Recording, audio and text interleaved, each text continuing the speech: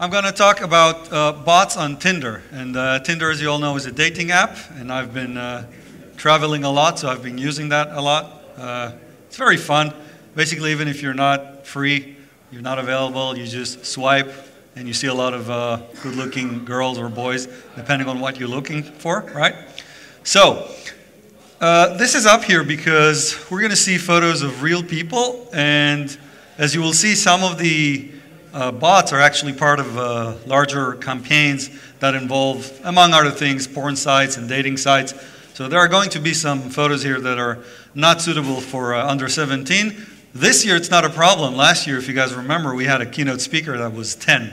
So I also had one of those last year. So the first step of actually using Tinder is building a profile. And if you want to be successful, so you have to know how to properly build a profile, because you don't just put a bunch of photos. It turns out that there's a lot of science behind that. And you can find a lot of stuff on the internet on how to properly build a Facebook profile. And in fact, this subject has been covered so well that you can actually get tips from the CEO of Tinder telling you how to properly build your Tinder profile, right? So here's how you do it. First, you need a professional photo, something that you would get from a professional photographer. I got this one by the company actually that I work for, PerimeterX. You can all see that. Yes, my teeth are a little bit, but it's okay. It looks good. So check on number one.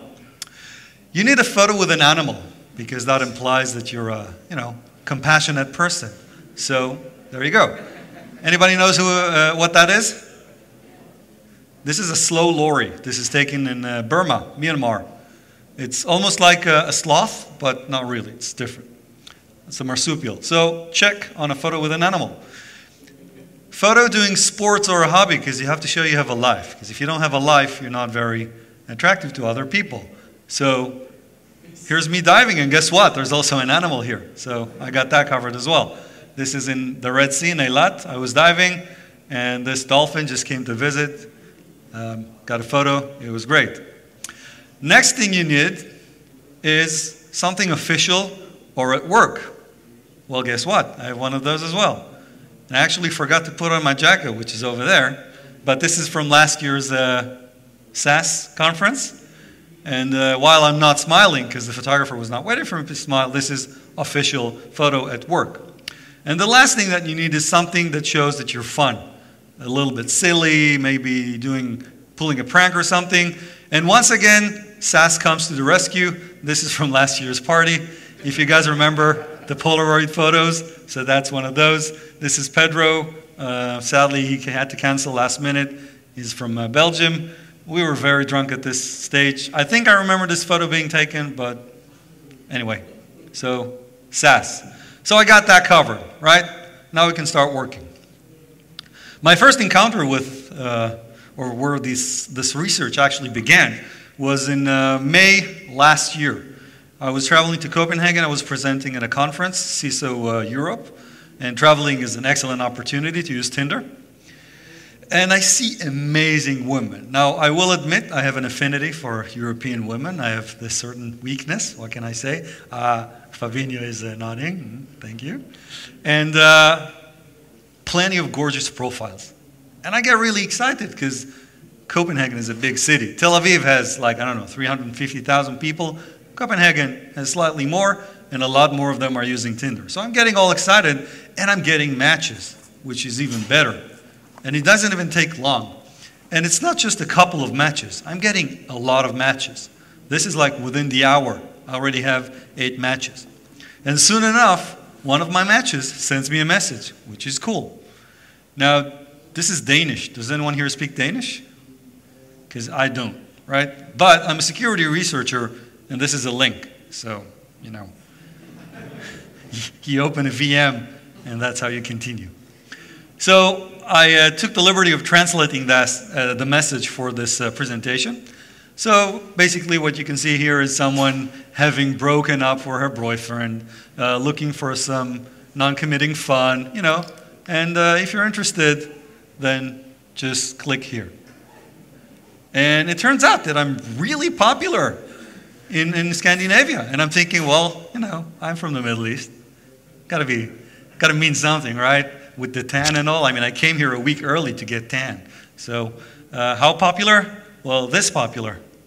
And as you'll see, they're all sending me the exact same message with only the last 4 characters changing.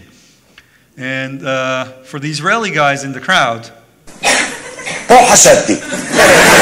so this is an Israeli comedy, and he says, this is where I got suspicious. Okay, so for all the non-Israelis, okay, obviously this is not a coincidence, something is fishy here, so it's time to research. And that was the point where I turned this whole thing into research, because until then, I was just enjoying myself using Tinder. I found 57 different bots, okay? Now, as you can see, in all the photos here, if you're paying attention, I don't have the like or dislike buttons. These are all actually matches. These are all profiles that I matched with, right? So 57 of those in a matter of 2 hours, I think. They have 29 different places of education. In your Tinder profile, you're allowed to specify where you studied, what you work at, or where you work at.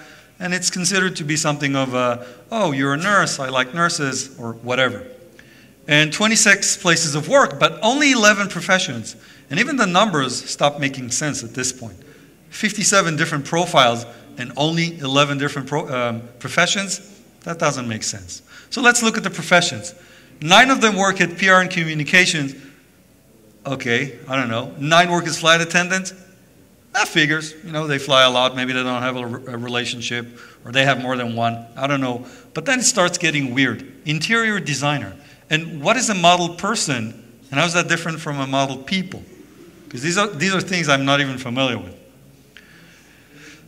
Places of education, that's actually okay.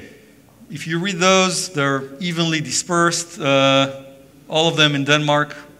And actually, with the exception of one, which was in France, they're all in Denmark, evenly dispersed. This is Copenhagen.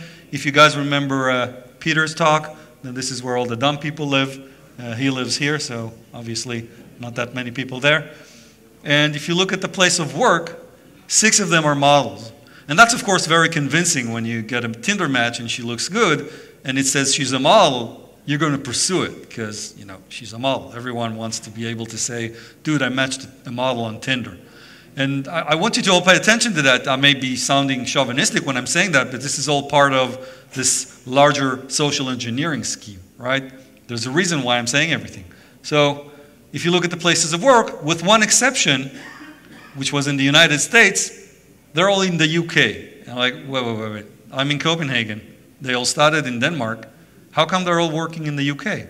And not just in the UK, with the exception of one, they're all in London. And as you can see, I did some research. I tracked down all the places and I put them on the map. And this does not make sense at all. So you reach the conclusion that these are stolen identities. And how do you know that? It's very simple. On your Tinder profile, it takes your information from Facebook. So your name and your age comes from there. But there's also a free text area. And there you put whatever you want. You can describe yourself. You can say what you're looking for. You can use some smart-ass quote that you got from a movie. Whatever you think the other party is going to find interesting. And you will see that there is a miscorrelation between the name and the age, which they all say here, and the free text, which actually uses real identities. Facebook, Instagram, Snapchat. And they don't match, not the names, not the age. And if you start tracking them down, it's very easy to find out. This is Kylie, 24, right? But her Instagram says Helle Thingord, which is a different name. And if you look Helle Thingord on Instagram, you will find her, and it's not the same person, right? And she's actually on Facebook with the same name, same photo, not the same person. Another example. Latrice, I don't know which one of the two that is, but she's 27, but here you have both an Instagram and a Snapchat name of Olivia Meyer. And you can look at Olivia Meyer and see that that's a real person, which is not any one of these two here, right? These are real people. It's important to know. You're taking photos, please remember these are real people, okay? So try not to post it or anything. So, my next trip was in October to Denver, Virus Bulletin. I hope you're seeing the pattern here. There's a reason they call it the Security Vacation Club. Virus Bulletin was in Denver in October, and I went there, and of course, I got matches. But this time, I already know these are bots, and I'm pretty certain they are bots, and it turns out I actually offended a few women when I assumed they were bots, but they were not. But these are the ones that were. So there's the direct approach, Antje, which as far as I know is a Dutch name, and that profile straight away says, if you're looking for fun, just, beat LY. We're all security researchers, not gonna happen. That, of course, leads to this link. This link redirects to dailysex.com with XX, and that is, mind you, not a dating site. And warning, you will see nude photos, please be discreet. That's a real thing, right? Okay. So now you're starting to see what this campaign is being used for, right? Redirection of traffic to a competing website or something going through an ad syndication, whatever. And then you get to the chatty bots. That one just sent you a message, but turns out that some people suspect that, and for a good reason. So now bots are talking to you. So this is a star, and she says, hey, baby. And I'm like, quite a nocturnal type, are you? And I was pretty sure she wouldn't know what nocturnal was. This was very late at night, I think. And she says, hi, I want to get beers tomorrow. I say, how about Tuesday? So I'm not exactly doing a Turing test here, but I'm trying to see whether if I give a certain answer, then her answer is going to, be relevant. But as you can see, it's all scripted. She says, do you want to go with me? What if I do? Request me on Skype. I'm like, okay, spam, not going to happen. But remember this one because we're going to get back to it later. Another example. This is Katie. Katie matches me. She's allegedly from North Carolina, right? And look at the English. It's bad English. Hey, Inbar, just found your match from Tinder, somewhat bored at home. We're part of town, yeah, at. So this, I think in the 80s it was used to be called jive, but I'm not sure. So I play along. I'm in the CBD, Central Business District, and she says, nice, same. What a coincidence. No matter what you write there, she's going to be at the same place, right? What's your favorite color? So I say the color of a boarding pass, trying to provoke some human answer. But what I get is, mine red suits me with a typo. And there's this nice little story of, I'm free whenever you want, let's meet tonight. And at this stage, I'm pretty sure it's a bot, but still I write something that's a question. I'm like, have you seen my photos? No surprises there. And she completely ignores me and continues this whole text of, I matched with some weirdos, they gave me a hard time, so please go to TinderAgeVerify.com. Once again, this leads to a link, and you can guess what that does. And then came December. In December, we have the CCC, the Chaos Communication Congress in Hamburg. If you haven't been there, you should go. It's the greatest conference, second only to SAS, of course. Can't say otherwise here. And then, now they're getting cocky. They're not even matching. The profile already has a link, hoping for people to go there, even if they don't match with the profile. And this thing redirects to, yeah, real sex. And why did I say that they were getting cocky? Well, first of all, they're better than Tinder. So if you've made it this far, no point in going back. We're better than Tinder. But it's not just that. They actually offer you to unsubscribe. And there's a CAPTCHA. So I'm not exactly sure whether they were collecting the information, but if you get emails with this site for some reason and want to unsubscribe or report spam, I'm like, no shit. Okay, that's nice. In January, there was another conference in Austin, Art into Science.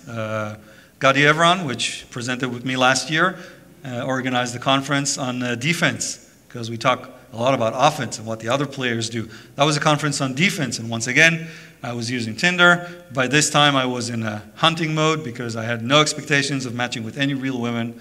And I got Shane. And what Shane does is chat me up and smoosh me over to another platform. I'm so bored. At this stage, I already know it's not a real person, right? Do you use Skype? What is that? Why is that, do you think? You should message me there. I can send better pictures. At this stage, I'm like, yeah, whatever. A, B, C, D, F, G.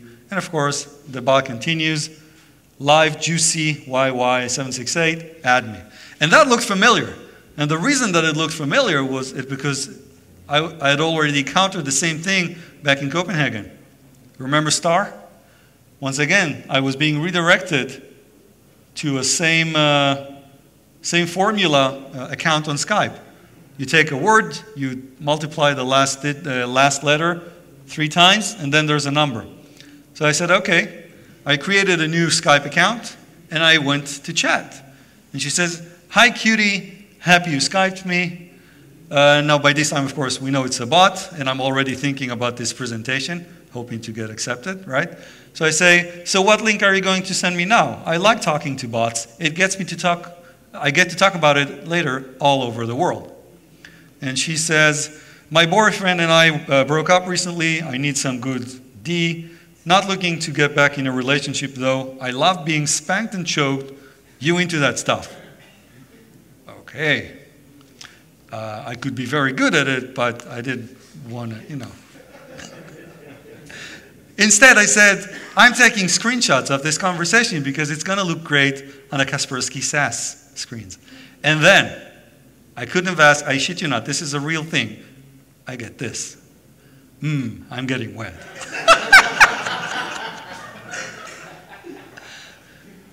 At this, so I said, I wonder what Ryan would say. I don't know if is Ryan here, he's not here. But at this stage, I knew I had a winner, and yeah. So obviously, it's, she asked me to create an account, to share photos. You go there, and you have to put in your credit card number.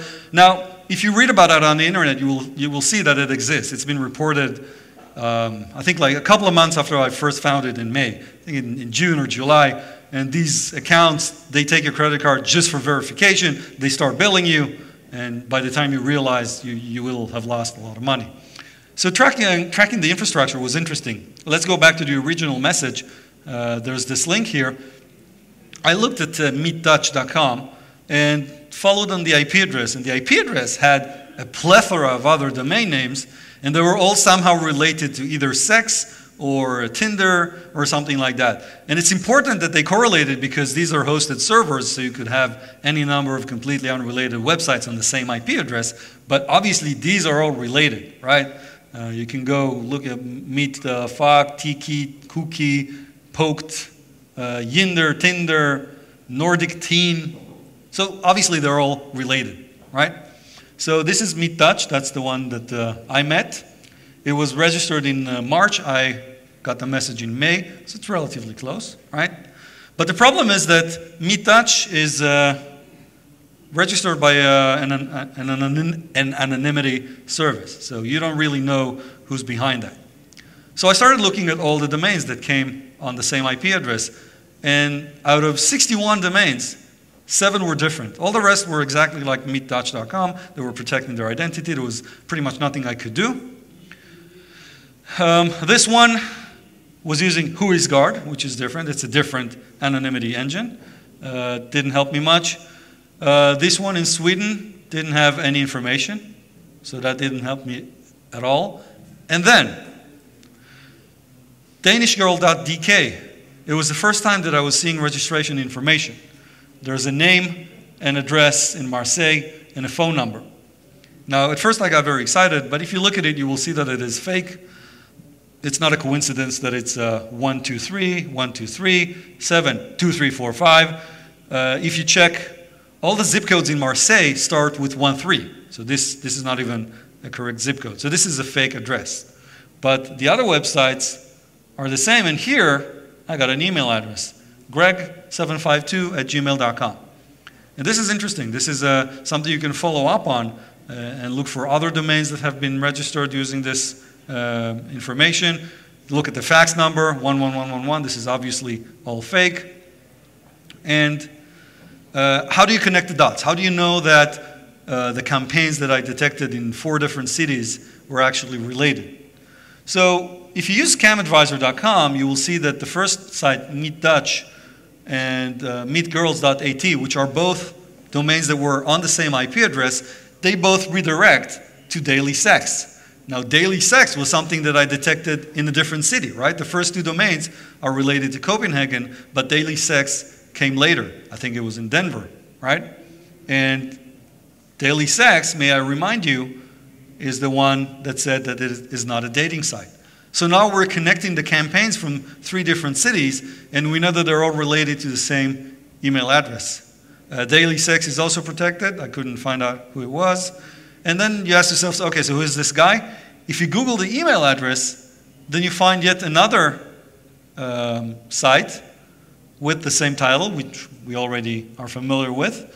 But here the name is different. Now it's Matthew. Before it was Edward, now it's Matthew. So now you know for a fact that it's not real, because the same email address wouldn't have 2 different names.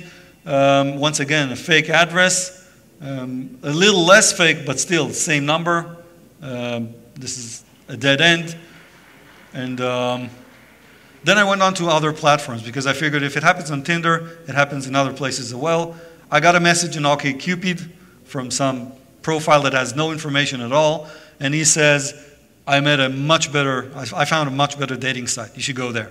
So I went there, and it looks really not professional. There's a discrepancy between the domain name and the site name. Apparently he registered a number of domains and they all redirect to the same place. And he's got some bad English, just bad grammar. It's not very important. I looked it up, and there were a bunch more sites, all with names that more or less, once again, suit the same purpose of a fake dating site intended to attract people, maybe get some money out of them. So that's the one I started with, where I found love, L-U-V, and I said, okay, let's look at passion found here, because this is the session, right? I think it's passion. Am I correct?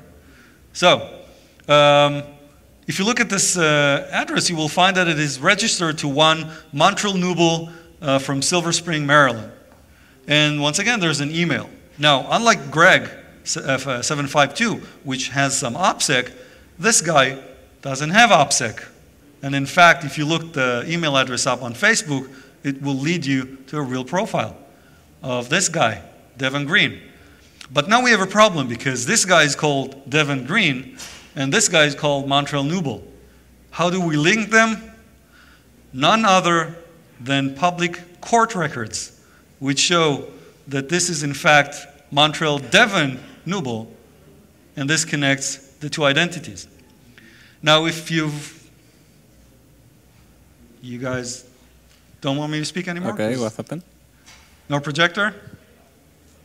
Okay. You guys all want to come close and I'll turn around the screen? Are we getting this? Are you guys aware that there's a problem here? Okay. We wait. Anybody want to tell a joke or something? Wait. Before that, I just want to share with everybody. You can drink now if you want.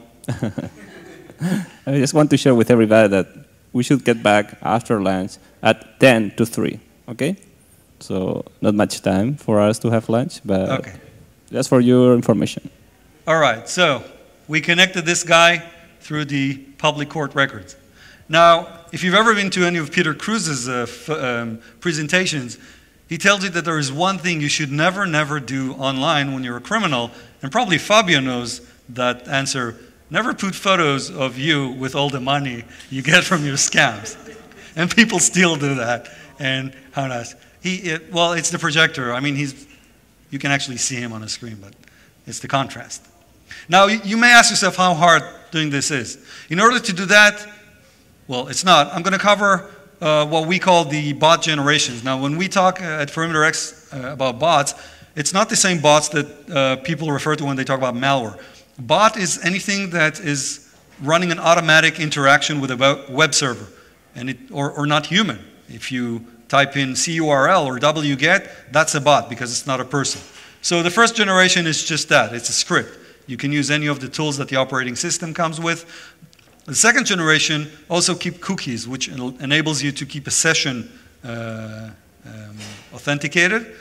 Third stage becomes more sophisticated. Now you have automation. You have engine automation, tools like Selenium and Phantom.js, which is a headless browser. That allows you to do a lot more, to actually interact with a sophisticated web server. And of course, the fourth generation involves malware or malicious Chrome extensions. And that is a combination between the user using their computer and malicious code doing the same in the background. It's actually sometimes very hard to tell the sessions apart because the user could be doing something and a malicious Chrome extension could be doing something in the background. But the fact of the matter is, Tinder only requires you to do this. You just need to be authenticated. So you only need to be able to download pages and maintain a session cookie, and that's it. And the result is both good and bad. On one side, people actually did automation, you know, the nerdy hackers that we are. People do automation on dating in order to find the best profile. I had a friend that after finding a vulnerability on one of the dating websites and downloading their entire database, decided that it's better to just create random profiles and measure the interaction that they get from other profiles. And that's one way to do it. And of course, you'll have people who offer you, I wouldn't call it dating as a service per se, because it's not, but they will generate automation for you in order to create the site, create profile and make matches. Now the question is, why do we care? Because the numbers, they're not that big. Okay, Tinder has, I don't know, around 50 million users, and even if those add up to a couple of thousands, it's not a big number. But why do we care? For two reasons. The first one, when you get a link from a woman on a dating site, any of you guys have a guess what's the conversion rate on the clicks? 70%. We made an experiment. We created a fake profile on OkCupid, only put 2 photos of a gorgeous girl we downloaded off the internet, and we just waited for people to message us. And in return, we just sent the link. 70% of the people that got our message clicked the link. And, well, this is a malware conference, so we all know what happens when you click the link. We just heard other talks here on, for example, from Lookout. You get a link in a text, you click it, boom, you're pawned. So that's very dangerous. And the other thing is, and this is something that I think needs to be talked more about, if you'll notice that most of the talk in the security industry is post-breach. What happens when you get breached? How do you get breached? And it's okay because it's probably a majority of what companies have to deal with. But the fact of the matter is, when you're running a web service, there is a lot that can be done to you that does not involve breach. Okay, we call it business logic abuse. You can scrape a website, right? That's not breaching. You can do scalping. You guys know what scalping is? When, I don't know, Nintendo comes up with this new console, retro edition, and you say to yourself, oh, that's the present I want for Christmas. Someone is running a bot that is buying all the copies and then they're reselling them on eBay or sometimes the black market. Same happens for movie tickets, concert tickets, right? Spamming, account takeover, enumeration on names and passwords, because most people use their password on more than just one place. And these are all things that don't include breaching. So we need to start talking about the risks that businesses are facing that do not include breach. And this is why I talked about this. Even though it's just Tinder and it's just, so to speak, one business that is involved, this all relates to us. Because if we don't deal with those threats, we might be finding them at our doorstep. Thank you. If you guys have any questions.